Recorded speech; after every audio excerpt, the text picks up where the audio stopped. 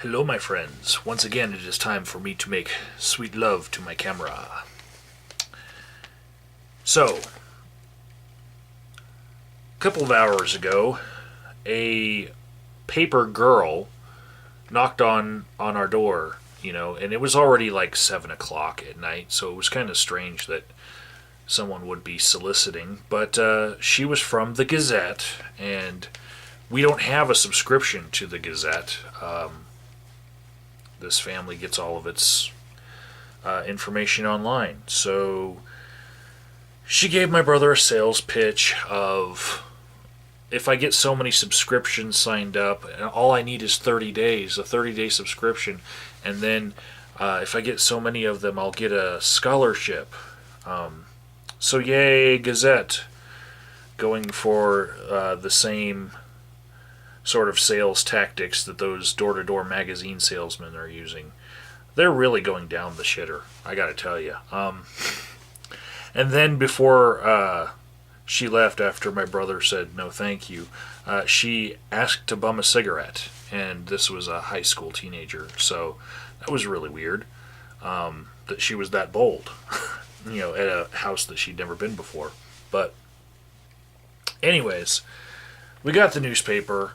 I open it up. It's yesterday's paper here, and wouldn't you know it, on the front page was moved out about Occupy Colorado Springs. Police roused protesters overnight after the Springs refuses to extend 30-day permit. Now, the funny part about this article that pertains to the videos that you've already seen on my channel is that senior city planner Ryan Turferteller said protesters repeatedly violated city ordinances and that the protest site wasn't safe, clean, or orderly, adding that the police had to respond frequently to the corner because of complaints. Now, as far as the complaints portion of that for the police, it was Lieutenant Rigdon who told us that calls to that park had been halved since we were there and permitted. So that part was just an outright lie. But the other parts are funny because here on my channel you have actually seen footage from last Tuesday, which is just 1 week ago, where Ryan Turferteller didn't know anything about any complaints against the permit holders at Occupy Colorado Springs. Yes, that was Ryan Turferteller.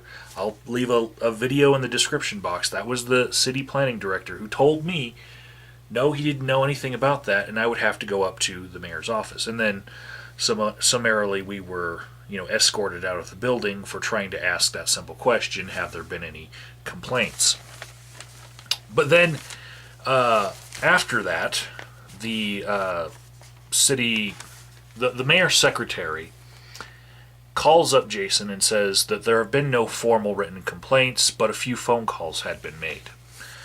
And I imagine that there's some sort of log of these phone calls, if they're basing their decisions off of these phone calls. But I can tell you about phone calls that happened Friday and Saturday repeatedly and went unanswered to Ryan Turferteller and to Mayor Bach. All the while, Mayor Bach had already signed a letter stating that he was not going to reinstate their permit, no permits of the same kind for 45 days. Link in the description box to that too, because I think it's pertinent to this.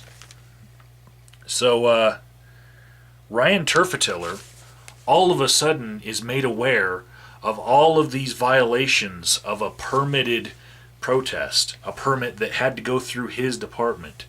And for an entire month, he did not know of these violations. But and last Tuesday, when we asked him, he did not know about these violations. And then all of a sudden, a revocation is issued by him and the mayor, with letters stating that multiple violations had happened. Did all of these violations happen from Tuesday to Friday, after an entire month of no violations being seen. Is that what happened? I wonder.